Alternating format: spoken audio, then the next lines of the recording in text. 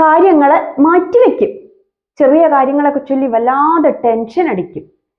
ഇനി നാളെ ആവട്ടെ എന്നുള്ള രീതിയിൽ അത്യാവശ്യം മടി പിടിച്ചിരിക്കും. ചെറിയ ചില ഗോസിപ്പ് ഗ്യാങ്ങുകളിലൊക്കെ ഞാൻ ചെന്ന് ചാടാറുണ്ട്. 5am ക്ലബിൽ പലപ്പോഴും എനിക്ക് പറഞ്ഞ സമയത്ത് ജോയിൻ ചെയ്യാറില്ല. ഇങ്ങനെയൊക്കെയാണ് ഞാൻ.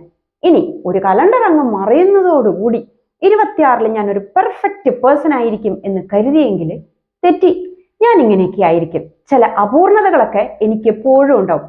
അങ്ങനെ കൃത്യമായി അളന്നു മുറിഞ്ഞ് ജീവിക്കാനേ എന്നെ ആരും അങ്ങനെ കറക്റ്റായിട്ട് മെഷർമെന്റ് കൊടുത്ത് ഉണ്ടാക്കിയതൊന്നുമല്ല.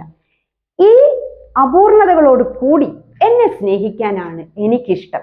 ഇങ്ങനെയാണ് നമ്മൾ പറയേണ്ടത്. ഈ കുറവുകളൊക്കെ നികത്താനായിട്ട്, അല്ലെങ്കിൽ മുഴുവനും നികത്തിയില്ലെങ്കിലും നമുക്ക് അത്യാവശ്യം ഇമ്പ്രൂവ്മെന്റ് വേണം എന്ന് തോന്നുന്ന ചില സ്ഥലങ്ങളിൽ അത് കൊടുത്തുകൊണ്ട് വേണം ഇനി നമ്മൾ അടുത്ത വർഷത്തിനെ വരവേൽക്കാൻ വേണ്ടിയിട്ട്. എല്ലാവർക്കും ഹൃദയം നിറഞ്ഞ നവവത്സരാശംസകൾ.